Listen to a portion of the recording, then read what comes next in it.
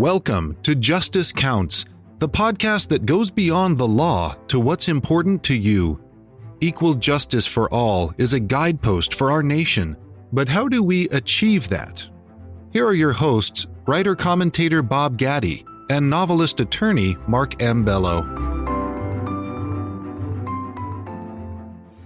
Gabrielle Hartley has spent over 2 decades working as a divorce attorney and mediator, but her special sauce is her ability to resolve the unsolvable conflict. Working with polarized individuals and families, she's learned firsthand that there's always a productive way forward, even when the situation feels impossible. She's the author of Better Apart, The Radically Positive Way to Separate, and The Secret to Getting Along, 3 Steps to Life-Changing Conflict Resolution. Both books provide actionable tips to help productively navigate conflict. Gabrielle's parents divorced and used lawyers and mediators to effectively resolve their divorce, and they even created a shared parenting plan, which was cutting edge at the time. She began her career as a court attorney in New York City, where she helped resolve hundreds of high-conflict divorce cases, incorporating the problem-solving skills she learned both in school and at home.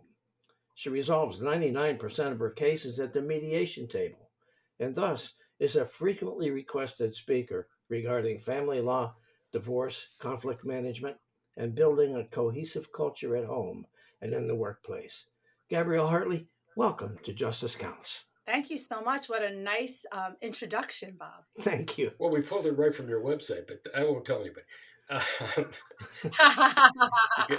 Somebody did a good job Gabrielle, on that one. thanks for joining us here on Justice Counts. As I told you offline, we typically discuss justice and injustice in many contexts and settings on this show. Many lawyers, especially lawyers I know, don't really look at divorce in that context. But in my experience, divorce causes a significant injustice to a segment of society that has little or no say in the process, and that's children. They're forced to watch the 2 people they love most in the world do battle, usually in a hate-filled environment. And then they're forced to go live with one parent or the other while they were perfectly fine living with both. How do we temper that injustice while engaged in a domestic relations battle if we're the couple? So that's a very interesting perspective that you have, Mark, on divorce. Very often the divorce actually creates a calmer environment for the children. It's much more rare that the children are suffering more post-divorce, unless, of course, things get really ugly and they get dragged into it and they're used as pawns. And what we see and what we think about are those cases, but that's actually a very small segment of the cases. 95% of all divorces, well, depending where we're talking, but let's just say safely, the vast majority of cases never go to court, never go to mediation. They file uncontested DIY divorces. And those kids typically have situations where people are able to work things out between each other. From what I see, a lot of the injustice also comes from perceived injustice of the parties, because the laws are, of course, created to serve big swaths, big segments of the population versus to serve particular fact pattern, particular parties. So, the rules may be good for most people, and they might really cause you to go into bankruptcy, or you not be able to really do something or other because the judge is literally using a calculation, for instance, for child support or for alimony that is legally allowable but doesn't necessarily make sense in your particular case. And that's where a lot of people complain about how things aren't fair or it's not just. We have a lot of complaining about that. And of course, back to your point, when the kids are used as pawns, that is about the least just end in any divorce. And that, you're absolutely right, that does happen sometimes. But I would say that is not the norm. That is more of an aberration that we hear about because it's salacious, it's interesting. It grabs our bored brains and it captures our attention. Justice and injustice in terms of you mentioned the amount of cases that actually go to trial is a very small number. 5%, 10%, 1%. So I don't know. I don't know the number. So I'm not going to say exactly what number, but a very small number of people go to trial. Now, a larger number, but still not a tremendous number, either hire lawyers or hire a mediator to work with their lawyers. And most things get worked out outside of the courtroom, either because people really have a healthy relationship, but they just shouldn't be married and they've been able to work it out themselves, or they get so beaten down by the process that they just both capitulate. They're like, all right, enough. I'll do whatever you want. Or, I'll accept this because the process can be not only expensive, it can be emotionally and actually draining, like taking It would your also time. suggest to me that a judge is probably not the best way to resolve a divorce case. Do you find that judges are typically fair in deciding divorce cases, and do they take a deep dive into the situation? Talk to. So that's a lot of. I mean that in the context of child custody, of support, of division of assets. How do they behave, and what's the best way to resolve a divorce? So basically, sometimes court is necessary. I have colleagues that I work with in New York City as well as in Boston who take cases and bring them to trial. Sometimes people call me, they really want to mediate, but I have to refer them to one of my colleagues because it's just not possible. If you've got somebody who will not do full disclosure on a financial situation, or someone who has an unrealistic idea of what the parenting schedule is, or who does not want to have their extremely, valuable billion, million, even hundreds of $1,000 company, they want it off the table and they just won't come to the table and talk about it. Sometimes you need a judge. You need somebody to hold people's feet to the fire. Another time you may need a judge is because somebody just won't come to the table. It's the only way to bring them to the table, to get them engaged in the process. Okay. So to answer your first question, are judges necessary? Do they do a good job? They serve a very necessary function, first of all, just to make sure that there's a certain container and there's a certain guideline as to how things are going to roll out. Okay, so that's like the most basic answer. But I do not believe that in most instances going to court is the best route to decouple, to unfurl, to recreate what your family situation is going to be. I think it's a lot better. And the model that I work with most often personally is lawyer-assisted mediation, where, you have a very actively involved mediator who's really, to your point, listening to the details. It's not, people think, oh, I'm going to go to mediation, it's so cheap. It's not that it's so inexpensive, but it's less expensive. And the time that you're spending in the mediation, you're actually addressing issues versus sitting in a hallway waiting, or spending 10 hours for your lawyers to craft something that may or may not be read, a 75-page memorandum of law, which may prove to be completely, irrelevant or ignored or cast aside. In the context of mediation, you can decide, Taco Tuesdays for dad and odd years and Pizza Fridays with mom on even years. You could get a lot more creative in a mediated settlement. You can also, you can create a team. I started to say, I always work with lawyers. The reason I work with a lawyer or two lawyers is because the best outcome is when we have informed people. So in other words, if people come to the table and they say, oh, we've already made our agreements, this is what we want, and I create a memorandum of understanding, and then they bring it to their lawyers afterward to draw up a stipulation of settlement or a settlement agreement or whatever it's called in your jurisdiction, their lawyers then may say, why did you agree to that? Like, what the heck? And the thing is, it's really hard, like with any negotiation, to Monday morning quarterback whatever it is that you'd already agreed to. Once you anchor or cement to a particular agreement, when you're backtracking, it looks like you're being unnecessarily argumentative. You're building bad faith. I mean, all these things happen. Or you go to a mediator and you create an agreement that is very loose. It's filled with agreements to agree. Well, guess what happens then? You're going to wind up in the courthouse because you don't agree, and now you've got nothing to fall back on. So you need a really carefully, well-crafted agreement. And the best way to do that is with, in my opinion, with an attorney. I mean, with 2 attorneys and 1 mediator. And that's my preferred way to work. I don't know. Did I answer your question? There were so many questions. I'm not sure which I got, which I missed, or if I just answered a wholly different one. I don't remember.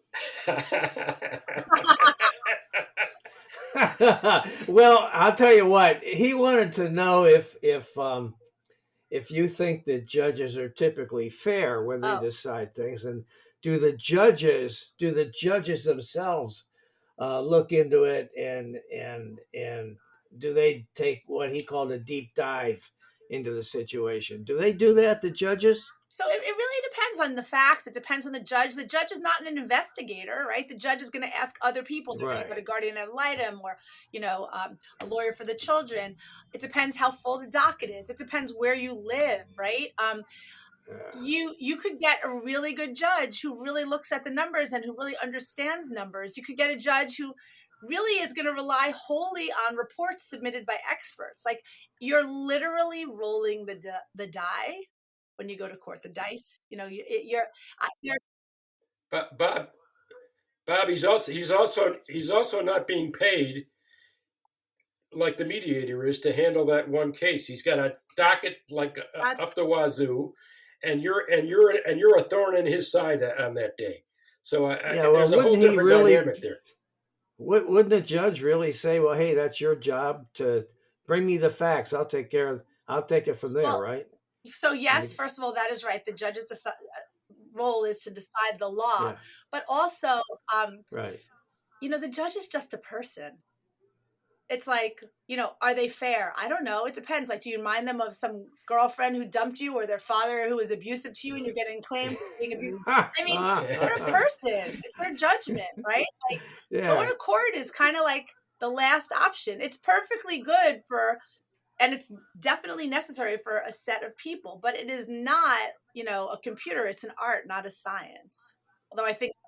Does the mom get a better shake from the judge than the dad usually? I mean, everything depends. It depends on the judge. It depends where you live. It depends, there are places where it's almost like the dad gets a better shake, right? Because the judge is trying to prove that they're being so fair, even though dad hasn't been involved for 5 years.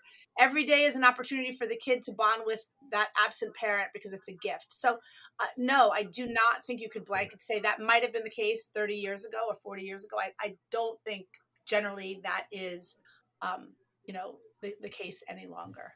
Now I'm on the East Coast mostly. Interesting. Michigan is a no-fault state. I told you off the air. You don't have to show any grounds for divorce. There's a statutory phrase you have to use to get the couple divorced. But I would imagine if you take that phrase that I gave you off air and you use that as a criteria for getting divorced, essentially that there's been a breakdown of the marriage relationship to the extent that the objects of matrimony have been destroyed, and that's it. Yep. Would that create a huge difference in the kind of divorce you're used to and a no-fault state? So, I mean, both New York and Massachusetts are now no-fault states. But when I started to practice, New York was not, strictly speaking, a no-fault state, but there was a loophole, right? It was called constructive abandonment, wherein somebody had to allege the other person refused to have sex with them for a period of time, right? And so nobody could prove that really, somebody could object and say, that's not true. I've never been my wife would always have sex with me or whatever, or I'd always have sex with my wife. But like that, those cases like that were few and far between. There's also, ways around it by having a signed separation agreement and waiting for a statutory waiting period.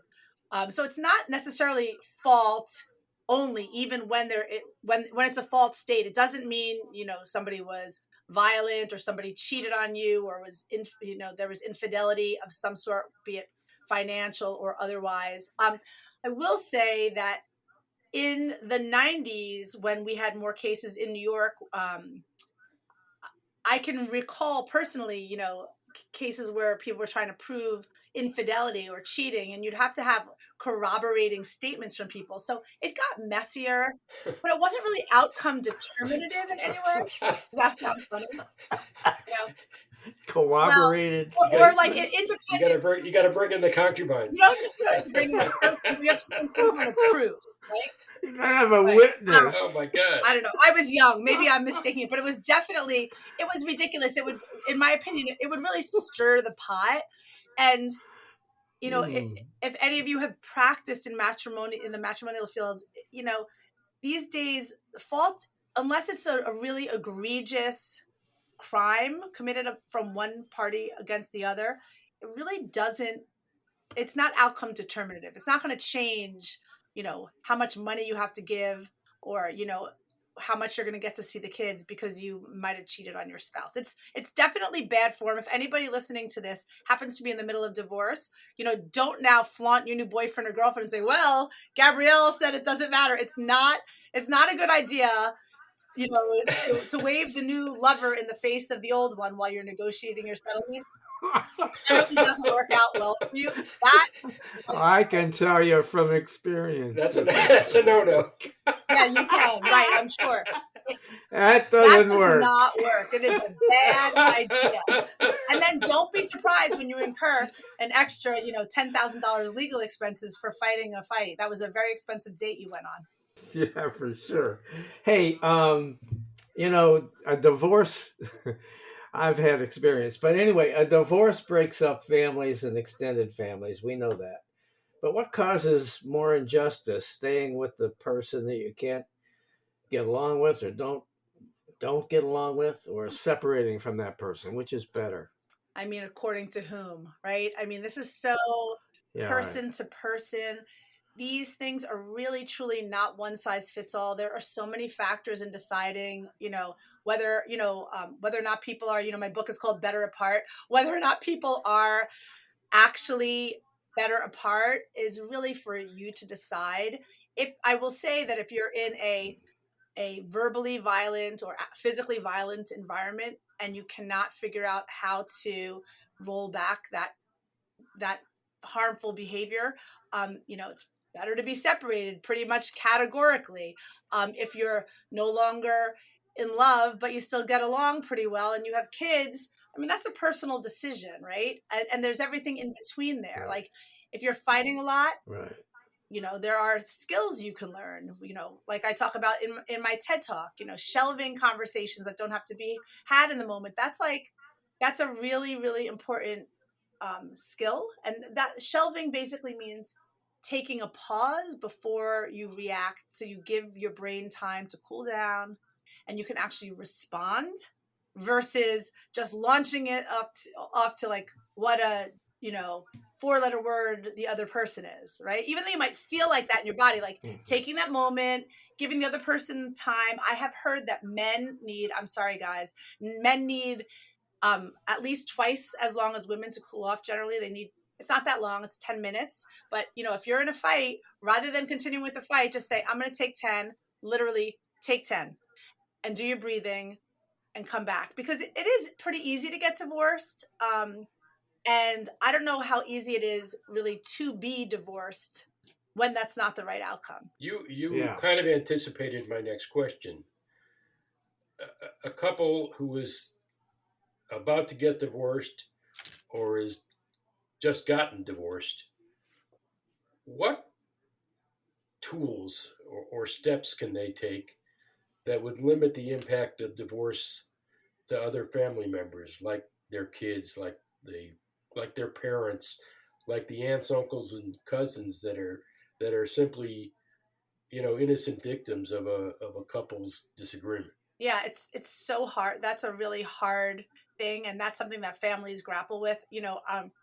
I could tell you when my parents divorced, my mother's family was really mad at my father and his family, and we used to take this, we still take this big family trip every year. And my mother's brother, my parents divorced 40 years ago at this point, and my mother's brother was like still mad at my dad, and my mom was like happily remarried forever. It was like ridiculous. And at one point I was like, let it go, like enough, right? Like like he cheated on her like 40 years ago, like let's move on, right? Like and I had to do that as an adult kid who'd written books and given talks, and like, so I think if I'm dealing with it, that means like lots of people are dealing with it, and most of us suffer in silence when we're dealing with it. So I think the first thing to know is like that it's a thing, and just knowing it's a thing. I think giving permission to your family members to feel their feelings, but then when you've moved on, give them permission to also move on. To protect your kids, a couple of great things you can do, I can tell you from experience, is number one, make your agreement be really clear that drop-off and pickups happen at school, happen at camp, happen in neutral environments. Number one, there's less likelihood of fighting. Number two, there's less reminders to the kids that the parents are no longer together, because even if the separation is actually better for them, it is still emotionally painful for a lot of children that they're not together anymore. So, and it's also confusing. Maybe they want to be with dad or they want to be with mom. And if they're just doing drop off and pickups at school, it just clarifies everything for them. Giving permission for your children to continue to love and care for the other parent is extraordinarily important, no matter how old your kids are. I used to be the member of, there's a group called like Adult Children of Divorce, which I was not. I was a child of divorce. But somehow I got roped into doing something with this group. And it was very interesting. All of these people's parents got divorced when the people in the group were in their 20s, 30s, 40s, and older. And it was really traumatizing for them, and it was very interesting. And it's because we're always our parents' children, that even if we're not children, like, and I'm not a psychologist, right? So I can't say that with a clinical background, but I can say anecdotally from watching many families that, and just being a person and having friends, it's very difficult when families dismantle. And so keeping your kids out of the fray, no matter how old they are, is really best practices. I know it's not easy. I know it can be incredibly trying. And what I would say is, when you fall off that proverbial wagon, which you may, that's okay. Just say, I'm really sorry. I shouldn't have dragged you in. People are complicated. Life is complicated. And you might even throw in I also haven't been perfect. Even if you think you are, like, none of us are. I'm sorry. Except me. No, just kidding. Yeah, your website, your TED talk about positive connections, staying what you call positively connected. Mm-hmm. I would imagine that if I understand what that term means, that would help a lot of this anxiety and animosity. I would think. But how do couples do that? They're at each other's throats. Right. So they're in a divorce situation. They're mad as hell, and they're not going to take anymore. They're fighting over property. They're fighting over custody. They're fighting over the kids. How do they maintain a positive connection in that environment? What you do is like step 3 of the yes method. Shelve. Take long pauses. You might need to kind of shelve the conversation for 10 years in some cases. Keep it neutral. Keep it calm. Keep it basic. Over time, everything settles. I mean, we know this from our own lives, right? Like, we have these situations that are really upsetting, and then they're not, but yet we stay in the patterns that we developed when we were upset, right? And so it's really interesting. My stepfather's ex-wife was very sick several years ago, and they had a pretty acrimonious divorce many years ago. And when she was dying, he became really depressed, which was really surprising both to him and to my mother. And my mother was like, what should we do? And I said, bring him to her. And they went to see her, and I worked it out with my stepsister, her daughter, and they had a great sort of goodbye visit. And she was the ex-wife was very gracious, and my stepfather had a sense of closure, and it was amazing. And I also have another family member who had a very acrimonious divorce many years ago, whose ex-husband was actually dying, and she's been remarried for a long time, and they didn't speak for probably 2 or 3 decades. And she actually, it's a very long, it would take a whole podcast story, but she went and shepherded him through his dying process with their daughter, with her husband of 30 or 40 years, blessing. I'm sure it was a little strange, but it all worked out. And she feels like it was the greatest gift because she got the apologies that you would never have thought would come. And there's story after story in this vein. And when my father was very sick in the hospital, a clergy person came to me and asked how my mother was. And I said, oh, they've been divorced for whatever it was, 35 years. And he said, but how's your mother? And I was like, well, she doesn't care. But like, yes. And this was before, that's how I learned, to have my stepfather go to see his ex-wife, because this clergy person basically educated me about, how our feelings, which we're not aware of, they're still in us. And, I know I don't sound much like a lawyer right now, and I sound pretty woo-woo, but the fact of the matter is, we repress, we suppress, we compartmentalize, we do all these coping mechanisms to like live our lives and not just be angry all the time. But underneath, we still hold feelings very often, especially when they haven't been processed, especially when they're high conflict and then just shut down. The feelings may be a little bit calmer when you've actually had a good parting, because you've cried, you haven't just gotten angry, you've felt the feelings, you've expressed them, you've processed them, you've exhausted yourself from processing them. Anyway, again, I'm not sure if I answered your question. I'm just talking away over here as usual. Hey, Gabrielle, I was wondering, there's a lot of reasons why people get divorced, money, politics, probably today, health issues, sex, child issues, more. What's the number one reason why people get divorced, if you looked at it all? Poor communication. Oh, yeah? And if you break down everything you just said, it all comes back to poor communication, right? Like, we don't see each other. We don't hear each other. We don't listen. We live in our heads. We're pissed off because our partners don't live in our heads, they live in their heads, right? Everyone is on their cell phone, busy with their workouts. Yeah, but that's true whether you stay married or not. Yeah. What's the strangest reason why you've seen somebody get divorced? The weirdest, strangest one. The strangest ones to me is when I have no idea. Usually people are, it's either they report while they're getting divorced, or it's obvious why they're getting divorced. But every so often, and like 2 different couples are popping up in my mind right now, I just have no idea why they got divorced. Like, I have no idea at all. And I work with these people for many, many, many hours, but it doesn't come up, and it really doesn't matter. Most of those people get along pretty well. But people get divorced because of low-lying, undiagnosed mental health issues. People have affairs sometimes because someone has an addictive, sex issue, but often it's because they don't feel seen or heard. They don't feel engaged anymore.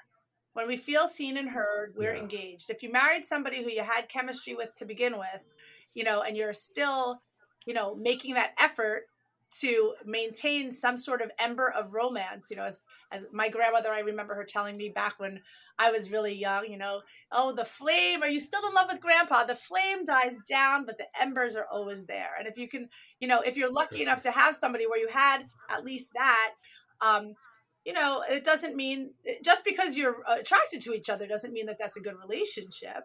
But, so I well, could it be like could it be like a combination of things? I mean, for example, let's just say that the husband is a male chauvinist pig, right? And so he acts chauvinistic with his wife all the time. And his wife is somebody who is constantly critical constantly critical. This is communication. Why don't you just hire her, Bob? Now, just wait a minute. No. I'm happily married. I wasn't before, but I am now. But anyway, and so this acrimony is going on back and forth, and so the guy gets pissed off and gets a girlfriend. Now the divorce is over the girlfriend, but it's not. But really, it was all of that, right? Right, and that's why I said the main thing is communication, right? Like he's a male chauvinist pig, but he's not just a male chauvinist pig. He's got patterns from behaviors that he learned. He also still has good qualities, and she's not just a controlling, I don't know what word you said. What'd you say? That's right. I thought so. I didn't say it, but that's the B word. That's what probably she doesn't. Neither of them have the communication skills to slow it down and get to the core of what is going on between them. And the fact is, we're all like that, right? We're all busy. We're all living, in our fast-paced lives, and we have to make time to slow it down. Or you get divorced and you hope next time it's a better match, right? It's someone who the rocks in your head fit better into the holes in theirs, right? I mean, you have a choice. You can stay or you can go, right? But labeling. There you go. I mean, it's not that complicated, right? And if people didn't get divorced, no, it's not. But to that point, whereas I think my parents' generation, leaving was kind of like hot, right? Everyone born in the later 40s was getting divorced, early 50s or whatever, and I think people who were 10 years older than them stayed and worked everything through. And now I see with the younger people, a lot of them just leave too. It's like, it's so easy to leave and it's become so normalized and everybody's a narcissist. Well, everyone's not a narcissist, right? So. Yeah. Mark, we have about 10 minutes left. Okay. You mentioned your parents several times, and I'm not a psychiatrist either, or a psychologist, but it strikes me that you've gone through this experience and have become a divorce attorney and mediator. I'm wondering how the experience shapes your views about divorce and the life choices you've made going forward from the divorce. Yeah, it's that it strikes me too, Mark. Believe me, that's not lost on me. when I was in law school, we got to take one class pass fail, and I took family law pass fail because I was like, I'm so done with this topic. But it's interesting. I'm sure I would have done something that was maybe related to this had my parents not been divorced. But I sort of fell into this job. I worked for this judge, and I really loved settling high conflict, horrible cases that people said couldn't be settled. I was very good at it, and I would say I'm really bad at a lot of things, but I'm really good at that, at this. And, I don't know. Maybe I am very, overly optimistic, but I think that most people can work things out. I wouldn't say amicably because that's like overstating it, but I would say neutrally, reasonably, hopefully in 10 years, amicable enough. Respectfully is what I'm going for. And I know that my family was always viewed as weird because we did all kinds of things together all the time. And when I first wrote Better Apart, I started, I trademarked the name, the Positive Divorce Movement, because I feel like positivity and divorce are almost never coupled with one another. And really, you're getting divorced so that the rest of your life can be better. Like, that's the whole reason. Otherwise, just stay married in misery, right? Like, so it should be viewed as just a transformed family, not a broken family. And I guess, it was really important to me to sort of pay it forward and try to help people to move through things in an easier way so they didn't feel so alone, and so that kids would maybe have a better legacy than believing that they're from a broken home. They could feel supported, and they could feel like their family is just as good as or better than, they're married, their friends whose parents are married, but they're dysfunctional in other ways. I mean, everybody's got a story. Some of us have more. What's the yes method that you're advocating? Oh, the yes method is a way to look at conflict and to try to take a step back. So So that's what my upcoming book is all about. And that's going to be out actually a year from now, believe it or not, although it's all done. It's a really slow process with these big publishers. But you look at what's your role. What are you doing to create the problem, to stir the problem up? Are you being positional? What's going on for you? That's the why. The E is what's the emotional story, right? We get into this sort of narrative of what we want. We both are just in our corners. But if we could get to why we want it, then we can start making headway. Then there's compassion, then there's empathy, because then we're getting to the feelings, right? Like what's happening? I'm scared, I'm alone, I don't feel heard, I feel invisible, I feel put upon, blah, blah, blah. We can start to hear each other. And then when we can't hear each other and we can't get in touch with how we're playing into the arguments, we shelve, we pause, we take a break. And the whole concept of shelving actually is derived from, I know I talk a lot about my family, I can't help it. I'm half Italian, half Jewish. That's what we do.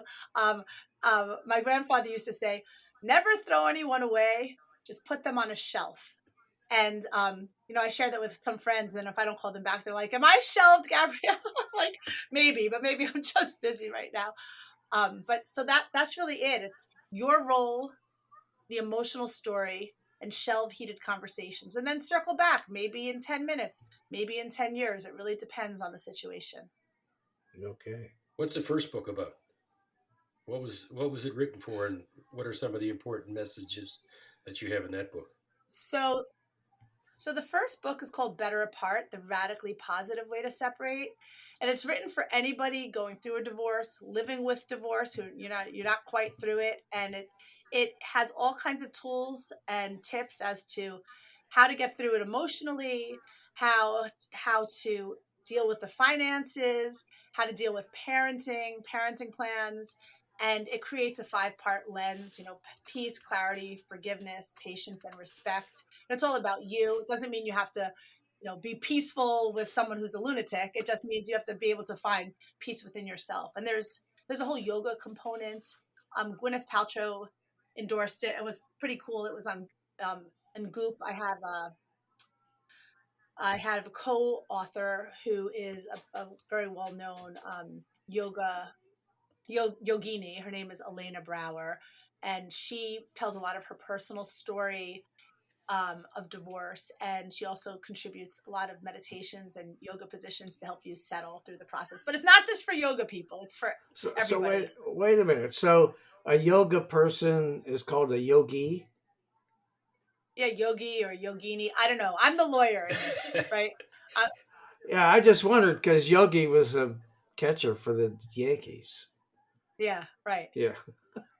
Okay. Where Yogi can people Bear. find your book? Where can people find your book? Yeah, so you can find absolutely everything. You can find me at GabrielleHartley.com, and there's links to absolutely everything. Of course, my book is available at Amazon, and it should be at your local bookstore. It was published by HarperCollins, so it should be readily available. But you can find out how to work with me. I also have a weekly blog, which is sourced by contributors all over the world about all things divorce, justice, injustice, parenting, money, nutrition, all things that you need to do to navigate your life forward. And it's called the Better Apart blog. And you can subscribe to that or just check it out at the right on the website as well. That's essentially what you would recommend to all parties of a divorce after it's all over, right? Prioritize peace, I presume. Absolutely. Prioritizing peace and think about it as you're prioritizing peace so that you can have a better life. And so your kids can feel better about themselves. But it doesn't matter if you're married or if your kids are grown also. It's just you'll feel better. Focus on you. Okay. So are you done, Mark? Do you think we've covered it? We have more to do, but I think we're out of time. Yeah. So she's gotten the point across that I was looking to get across. I just think it's important for the people to understand that there are significant negative consequences to a hostile divorce, and especially in a hostile outcome of a divorce, and that is true extending beyond the couple to all these people that we mentioned, the children, the grandparents, the nieces, the nephews, the cousins. And I just think that if we can just get over, what did you say? What did you say, Gabrielle? Get over it, or I forgot what the words you used, but I don't know if I said get over it, like move forward. I want to give you one more phrase. When my parents divorced, I wanted to know what happened. What happened? I was like 9, right? And my mother said to me, you're a kid. We have grown-up problems. You enjoy being a child. You don't need to worry about our grown-up problems. And I think that was like the best thing she's ever done. Never mind all the other things, right? Like as a mother, to give me my childhood, basically, like by taking the responsibility for her pain or her problems away from me. And I think that, grandparents, aunts and uncles, if you have the fortitude to be able to do that, to support the people the children in your family, even to support the person who's getting divorced, just by being supportive and listening rather than piling on, because you don't know how it's making them feel either way. Thanks for that, Gabrielle. We're going to pause now for a quick message, but I'll be right back with some closing comments. Gabrielle, thanks for joining us today on Justice Counts. It was really an informative and fascinating conversation, and Mark and I are grateful that you took the time to be with us. And thanks everyone for listening. Meanwhile, if you haven't done so already, please check out Mark Bellow's Ripped from the Headlines legal thrillers. All are available at Amazon and other major online booksellers. He's got quite the hero in attorney Zachary Blake, who fights for justice on all fronts. His books are Betrayal of Faith, Betrayal of Justice, Betrayal in Blue, Betrayal in Black, Betrayal High, Supreme Betrayal, Betrayal at the Border, and his latest, You Have the Right to Remain Silent. For more information, just check markandbellow.com. Now, until next time, this is Bob Gaddy for Mark Bellow signing off from Justice County.